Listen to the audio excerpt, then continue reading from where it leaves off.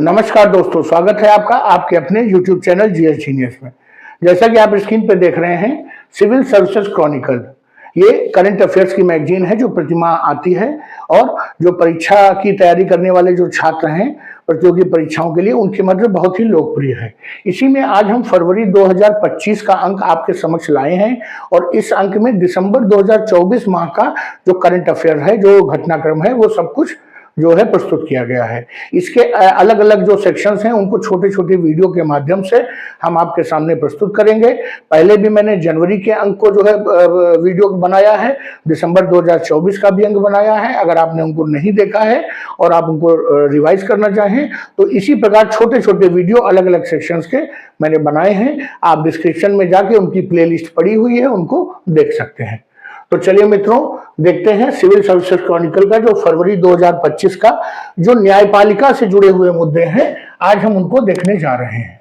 तो इससे पहले कि हम अपना वीडियो शुरू करें, प्रेजेंटेशन शुरू करें, आपसे हमारी रिक्वेस्ट है कि हमारे वीडियो को सब्सक्राइब कर लीजिए। तो चलिए मित्रों, देखते हैं पॉश अधिनियम के प्रभावी अनुपालन के लिए निर्देश। सुप्रीम कोर्ट ने जो पॉश अधिनियम है इसको अनुपालन करने के लिए कुछ दिशा निर्देश जारी किए हैं। तो हम देखेंगे कि ये पॉश अधिनियम क्या है और उसके लिए क्या दिशा निर्देश जारी किए हैं। 3 दिसंबर 2024 को सर्वोच्च न्यायालय ने कार्यस्थल पर महिलाओं की यौन उत्पीड़न रोकथाम निषेध निवारण अधिनियम 2013, इसी को शॉर्ट फॉर्म में कहा गया है POSH पॉश का देशव्यापी अनुपालन सुनिश्चित करने के उद्देश्य से सभी राज्यों और केंद्र शासित प्रदेशों को सरकारी विभाग एवं उपक्रमों में एक आंतरिक शिकायत समिति गठित करने का निर्देश दिया है।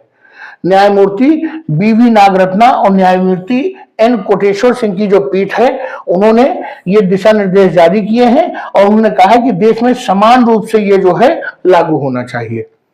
ये जो निर्देश दिया है कोर्ट ने, ये एक जनहित याचिका थी, उसी पर सुनवाई करते समय यह निर्देश दिया है।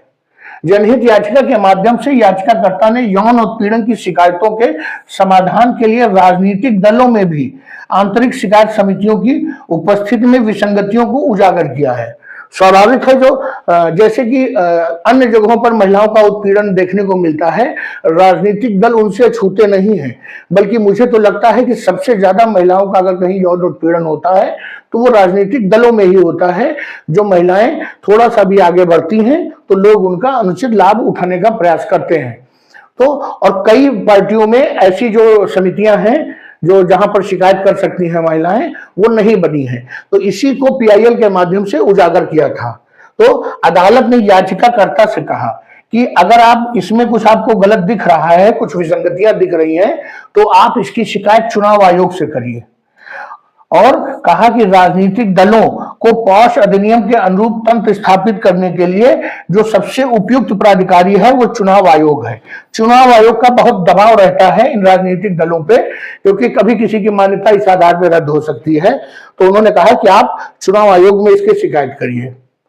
न्यायालय ने जो निर्देश दिए हैं वो कहा है कि सभी सरकारी विभागों, सार्वजनिक क्षेत्र के उपक्रमों के लिए आंतरिक शिकायत समिति का गठन का आदेश के साथ ही पॉश अधिनियम के राष्ट्रव्यापी अनुपालन के लिए विशेष रूप से शिकायत पेटी और C-बॉक्स पोर्टल इसका निर्माण का आदेश दिया है।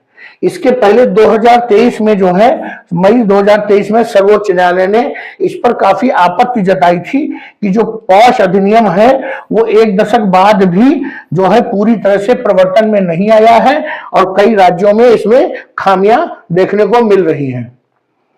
इसके अलावा इसमें जो है न्यायालय ने एक निर्देश और दिया है कि 31 मार्च 2025 का समय दिया है और जो जितने भी राज्यों के मुख्य सचिव हैं इनको जो है इसको क्रियान्वित करने का आदेश दिया है कि इस पर निगरानी करिए कि 31 मार्च 2025 तक, अर्थात करीब 2 महीने का समय दिया है और उसमें ये जो है अनुपालन सुनिश्चित हो जाना चाहिए। और ये पॉश अधिनियम है क्या, इसको देखते हैं। पॉश अधिनियम में जो है महिलाओं की कार्यस्थल पर सुरक्षा की बात कही गई है और जो यौन उत्पीड़न शब्द है इसको डिफाइन किया गया है। इसमें शारीरिक संपर्क, यौन संबंधों की मांग, यौन रूप से आपत्तिजनक टिप्पणी, अश्लील साहित्य दिखाना या कोई अन्य अवांछित शारीरिक, मौखिक, गैर मौखिक यौन आचरण सहित सभी प्रकार के यौन उत्पीड़न शामिल है। ये अत्यंत व्यापक परिभाषा है। इसमें जो भी हो सकता है वो सभी कुछ इसमें शामिल कर लिया गया है। और ये जो पॉश अधिनियम है ये सभी कार्यस्थलों पर लागू होता है, जिनमें सरकारी निजी क्षेत्र के संगठन, अस्पताल, गैर सरकारी संगठन, रोजगार के दौरान जाने वाले स्थान, जो परिवहन, जो ट्रांसपोर्ट उपलब्ध कराता है जो नियोक्ता, और यहाँ तक कि जो आवासीय स्थान है नियोक्ता के, वो भी इसमें शामिल है। और इसमें आंतरिक शिकायत समिति का प्रावधान है कि एक आंतरिक शिकायत समिति बनेगी और स्थानीय समिति का भी गठन होगा। तो मित्रों, पॉश अधिनियम पर जो सुप्रीम कोर्ट का जो कानून, जो दिशा निर्देश आए हैं, उनको मैंने आपको ब्रीफ कर दिया। अगला पॉइंट देखते हैं, सार्वजनिक संस्थाओं में अस्थायी रोजगार अनुबंधों का दुरुपयोग चिंताजनक। इसमें कोर्ट ने यह बताया है कि जिस प्रकार प्राइवेट सेक्टर में जो एडहॉक पे कर्मचारी हैं, अस्थायी तौर पर कर्मचारी हैं, उनका शोषण होता है, बिल्कुल उसी प्रकार का शोषण अब सरकारी संस्थाओं में भी एडहॉक पे या जो टेम्परेरी कर्मचारी हैं उनका हो रहा है, जो अत्यंत चिंताजनक है। 20 दिसंबर 2024 को सर्वोच्च न्यायालय ने जग्गो बनाम भारत संघ व अन्य के मामले में निर्णय देते हुए सार्वजनिक क्षेत्र की संस्थाओं में अस्थायी रोजगार अनुबंधों के बड़े पैमानों पर जो दुरुपयोग हो रहा है उसकी तुलना गिग अर्थव्यवस्था से की और जो है इसकी आलोचना की। अदालत ने कहा कि सरकार को गिग इकोनॉमी में देखी गई अनिश्चित रोजगार व्यवस्था का अनुकरण नहीं करना चाहिए।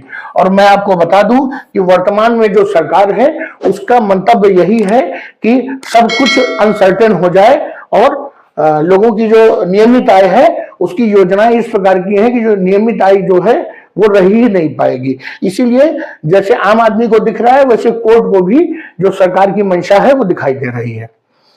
इस निर्णय में केंद्रीय जल आयोग में कार्यरत सफाई एवं बागवानी कर्मचारी द्वारा एक अपील दायर की गई थी, जिसमें कहा गया था कि उन्हें नियमित नहीं किया गया था और उनको बर्खास्त कर दिया गया। तो कोर्ट ने उनकी बर्खास्तगी को रद्द कर दिया और तत्काल नियमित करने का आदेश दिया है। ये अत्यंत जो है आशाजनक जो है ये निर्णय दिया है। और इनके जो डिसीजन के मुख्य बिंदु हैं वो ये कहा है इन्होंने कि सर्वोच्च न्यायालय ने सार्वजनिक संस्थाओं में अस्थायी अनुबंधों के दुरुपयोग की आलोचना की है और कहा है कि जनता का विश्वास जो है इन संस्थाओं से खत्म होता जा रहा है और न्याय भी कमजोर होता जा रहा है। निजी क्षेत्र में गिग अर्थव्यवस्था अर्थात जो कॉन्ट्रैक्ट इकोनॉमी है उसके कारण अनिश्चित रोजगार व्यवस्था में वृद्धि हुई है। नौकरी से जुड़े लाभ, रोजगार सुरक्षा, उचित व्यवहार का अभाव होता है गिग इकोनॉमी में। जिन सरकारी संस्थाओं पर निष्पक्षता और न्याय के सिद्धांतों को कायम रखने की जिम्मेदारी है उनसे और भी अधिक अपेक्षा की जाती है कि ऐसी शोषणकारी रोजगार प्रथाओं से वो बचेंगे। अर्थात जो कोर्ट और इस तरह की जो संस्थाएं हैं, जो एजेंसीज हैं, जो प्रवर्तन एजेंसीज हैं, उनसे ये अपेक्षा की जा रही है। कोर्ट ने याद दिलाया कि भारत जो है अंतर्राष्ट्रीय श्रम संगठन का एक सदस्य है, इस संस्थापक सदस्य है और लगातार रोजगार स्थिरता और श्रमिकों के साथ निष्पक्ष व्यवहार की वकालत करता है। कौन करता है? आईएलओ करता है। इसमें बताया है कि जो वर्तमान में शोषणकारी प्रथाएं हैं उनमें एक तो अस्थायी लेबल का दुरुपयोग किया जाता है। किसी संस्थान के कामकाज के लिए आवश्यक और अभिन्न कार्य के लिए नियोजित कर्मचारियों को अक्सर अस्थायी अनुबंधित के रूप में लेबल किया जाता है, भले ही उनकी जो काम हो वो नियमित कर्मचारियों की ही तरह हो। इस गलत वर्गीकरण से कर्मचारियों को सम्मान, सुरक्षा और लाभ नहीं मिल पाते जिसके कि वो हकदार हैं। वर्तमान में सरकार हर विभाग में इस तरह के कर्मचारियों को भर्ती कर रही है और वो सभी केवल जो ऊपर बैठा हुआ बॉस है उसके दया पात्र बन के रह जाते हैं। वो चाहता है तो उनकी नौकरी आगे एक्सटेंड होती है, अगर वो नहीं चाहता है तो उनकी नौकरी वहीं से समाप्त हो जाती है। वही चीज उन्होंने कहा कि मनमाने ढंग से बर्खास्तगी, अस्थायी कर्मचारियों को अक्सर बिना किसी कारण या नोटिस के बर्खास्त कर दिया जाता है, जैसा कि वर्तमान मामले में देखा गया है। यह प्राकृतिक न्याय के सिद्धांतों को कमजोर करती है और कर्मचारियों को उनकी सेवा की गुणवत्ता या अवधि की परवाह किए बिना निरंतर असुरक्षा की स्थिति में डालती है। दूसरा, उन्होंने बताया कि कैरियर में प्रगति नहीं होती है, अर्थात जो अस्थायी कर्मचारी हैं उनका कौशल विकास नहीं हो पाता है, एक ही तरह का काम दिया जाता है उनकी पदोन्नति नहीं होती है, वेतन वृद्धि नहीं होती है और वो अपनी भूमिकाओं में स्थिर बने रहते हैं और उनके नियमित जो समकक्ष हैं उनकी व्यवस्थित असमानता पैदा होती है और जबकि उनका योगदान जो है समान रूप से महत्वपूर्ण होता है। तो कैरियर में प्रगति की जो कमी है उसको पॉइंट आउट किया है। इसके अलावा कोर्ट ने जो मूलभूत अधिकार हैं, जो ये कॉन्ट्रैक्ट या जो अनुबंधित कर्मचारी हैं, उनको भी जो है उनके लाभ अधिकारों से भी वंचित किया जाता है।